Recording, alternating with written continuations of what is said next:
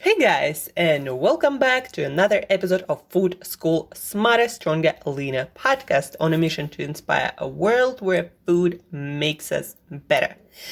Guys, today, before we launch into habit building techniques, the best ones to change your habits, to maintain your healthy eating and lifestyle, and any other habits you'd like to build. So before we dive deeper into that later this week, today I'd like to share with you my top pieces of advice for when you're trying to lose some weight, to get leaner without having to necessarily complicate a lot of things. My three best pieces of advice that work magic. Like people say, I never knew progress was so easy. Why I didn't think about that earlier? And let's just jump right into that, right? So when people are trying to lose weight, when you guys are trying to lose weight, a lot of times we start thinking about the complex stuff.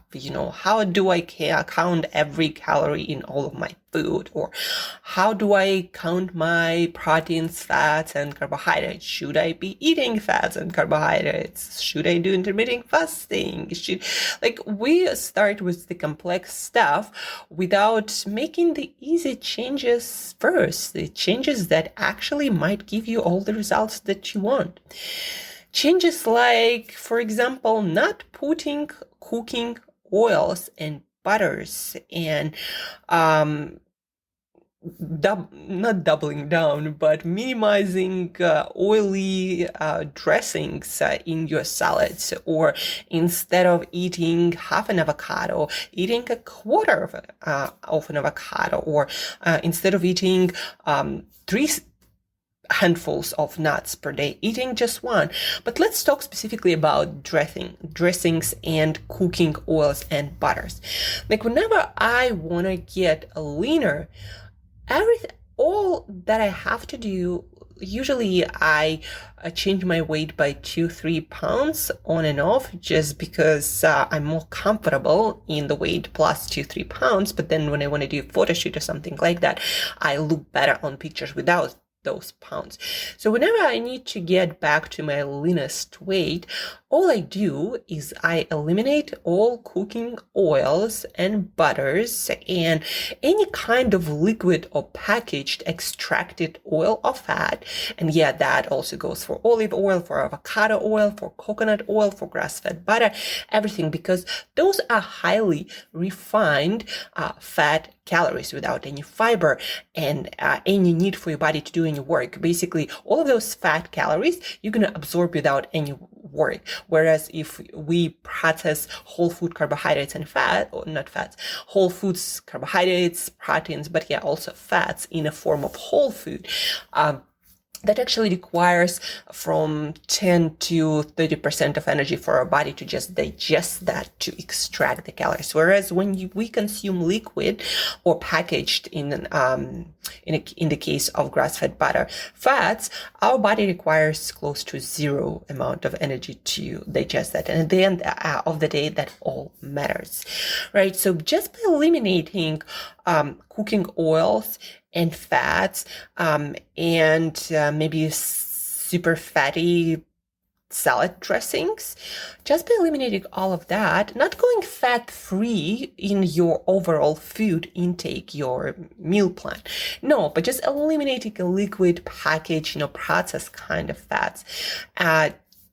Just by taking control over that, will help you to lose a few pounds over the course of couple of weeks, months, or the whole year. Obviously, the longer it is, the more progress you're going to see and the more consistent with this. And so what do I do, for example, when I start eliminating all these oils and fats? So when I cook, I don't add any oil or fat, as simple as that. I just put a little bit of water on the bottom of the pan, non-sticky pan, so nothing sticks, obviously. And then I add my vegetables and my proteins. If I'm making eggs, I add my eggs. And I just cook it as I usually do, is I usually would with oils and fats.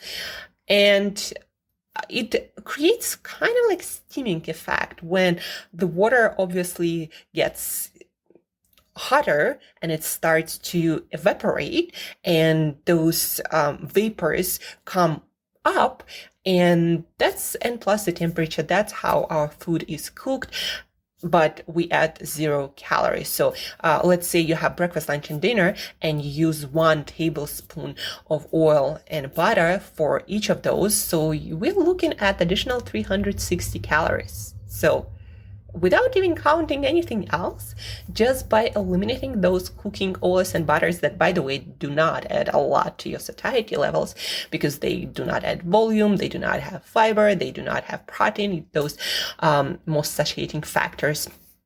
So just by eliminating that, we are already might be in that caloric deficit that we need to start losing weight, to start seeing progress, right? So it's not complicated, but a lot of you might not think about that.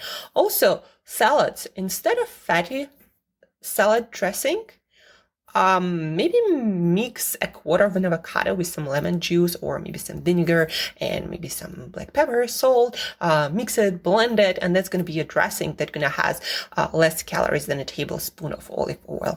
And especially if you are getting your salads outside, there might be quite a lot of that dressing in your salad, up to 240 calories or so.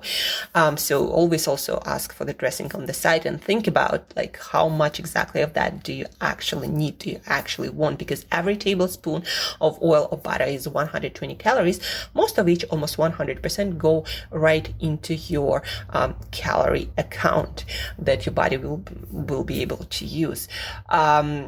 For when I'm getting leaner, when I'm getting rid of those 2-3 pounds, I eliminate fatty dressings. So all my fats come from whole foods like nuts and seeds, like avocados, like eggs or meat or fatty fish.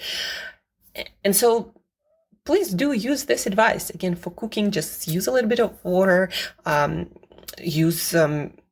that brings me to the next question that often ask, how do you make your healthy foods with delicious without any fats? Well, I said don't add added fats, but I didn't say that you can't add herbs and spices on top of that. That actually adds much more flavor, and that's what I do.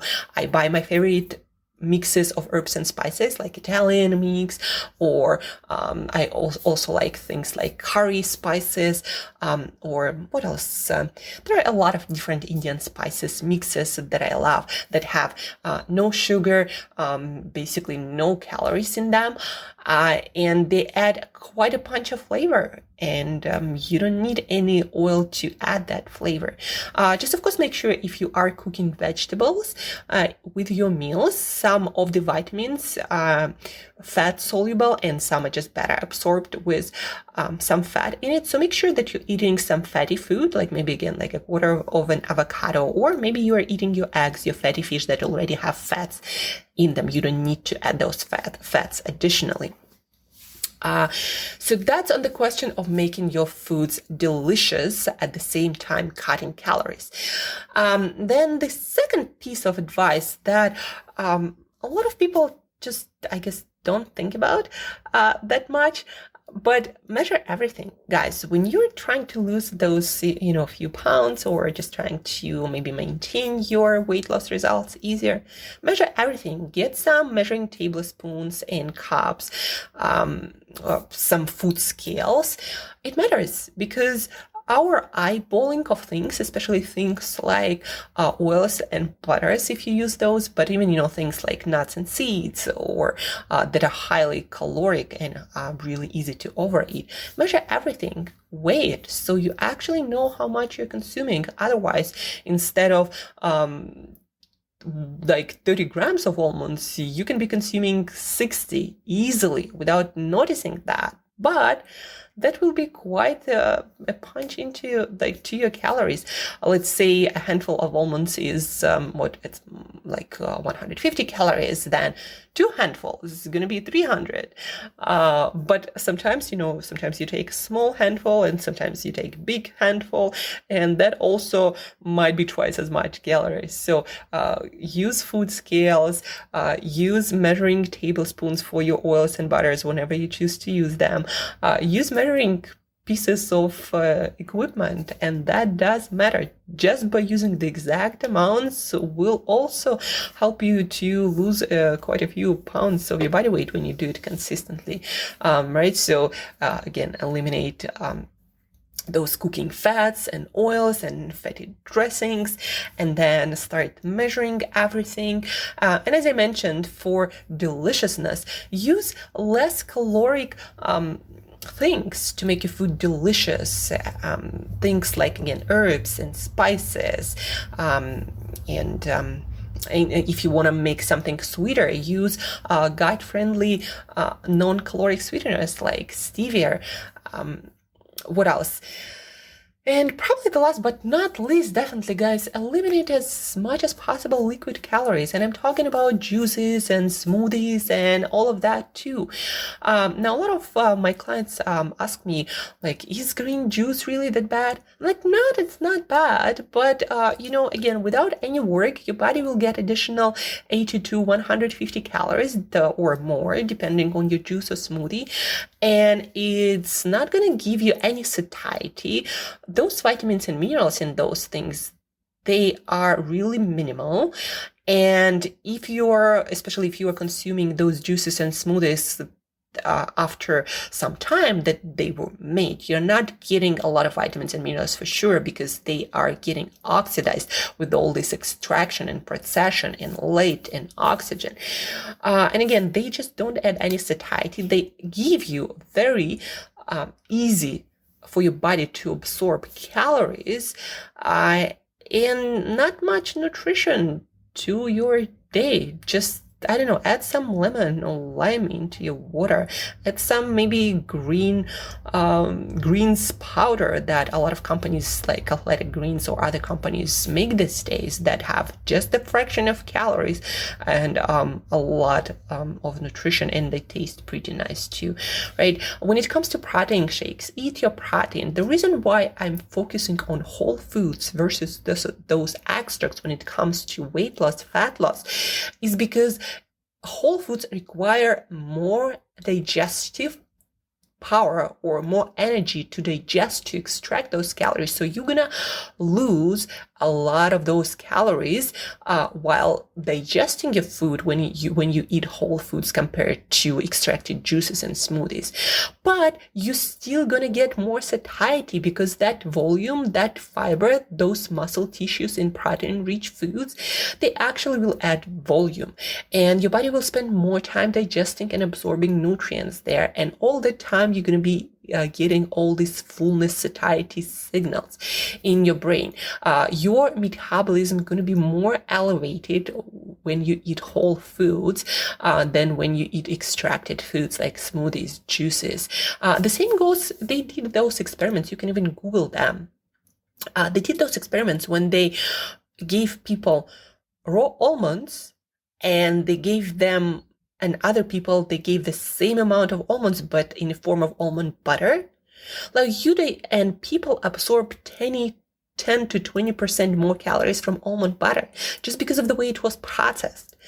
And most labels do not account for the difference. And that's why I always say, go for whole foods. And that's another neat hack that you can apply that will help you to lose weight and stay leaner without much complication. Just switch to whole foods, everything whole, and measure it, and eliminate all the liquid and processed fats and oils. Those few hacks, those 3 hacks, will really make a difference, guys, and you will lose your weight without thinking too much about that or complicating things with macros and obsessive counting of everything or intermittent fasting. Do the easy stuff first. Do the simple stuff first. That's all I'm saying.